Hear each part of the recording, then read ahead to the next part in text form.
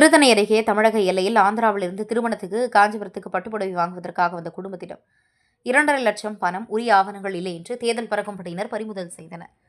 திருவள்ளூர் மாவட்டம் திருத்தணி சட்டமன்ற தொகுதியில் 2026 சட்டமன்ற தேர்தலுக்கான வாகன தணிக்கை பறக்கும் படையினர் மற்றும் நிலைய கண்காணிப்பு குழுவினர், வீடியோ சர்வேலன்ஸ் குழுவினர் மேற்கொண்டு வருகின்றனர். இதில் ஒரு பகுதியாக திருத்தணி அருகே சென்னை திருப்பதி தேசிய நெடுஞ்சாலையில் தமிழக எல்லையின் பொன்பாடி சோதனை சாவடி பகுதியில் அக்ரி இன்ஜினியர் சூப்பரண்ட் சுரேஷ்குமார் அதிகாரி தலைமையில் ஆந்திராவிலிருந்து வரும் வாகனங்களை சோதனை செய்தபோது சொகுசு கார் ஒன்று வேகமாக வந்தது.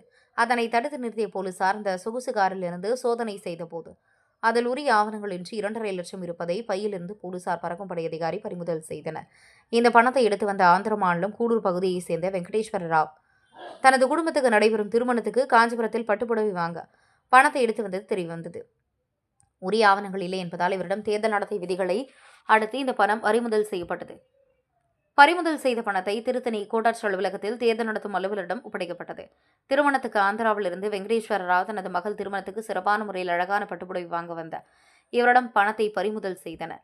சில தினங்களுக்கு முன்பு இதை ஆந்திர மாநிலத்திலிருந்து வந்த இதேபோல 3 லட்சம் திருமணத்துக்கு வந்தவரிடம் கேமரா வாங்க சென்றவரிடம் தொடர்ச்சியாக ஆந்திர மாநிலத்திலிருந்து வருபவர்களிடம் பணத்தை தேர்தல் அதிகாரிகள் பறிமுதல் செய்து வருகின்றனர்.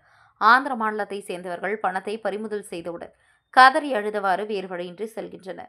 இப்படி முழுவதுமாக திருத்தணி சட்டமன்ற தொகுதி ஆந்திர மாநில எல்லையில் உள்ள இந்த பகுதியில் போதிய விழிப்புணர்வை ஆந்திர மாநிலத்தில் உள்ள மக்களுக்கும், தெலுங்கானா மாநில பகுதியில் உள்ள மக்களுக்கும், கர்நாடக மாநிலத்தில் உள்ள மக்களுக்கும் சட்டமன்ற தேர்தல் திருத்தணியில் நடைபெறுகிறது. தமிழகத்தில் நடைபெறுகிறது. உரிய ஆவணங்களின்றி பணம், பொருட்கள் எடுத்து வரக்கூடாது என்பதை விழிப்புணர்வு ஏற்படுத்த தேர்தல் நடத்தும் அதிகாரிகள் முன்வரவில்லையா என்ற பெரிய வினா எழுந்துள்ளது.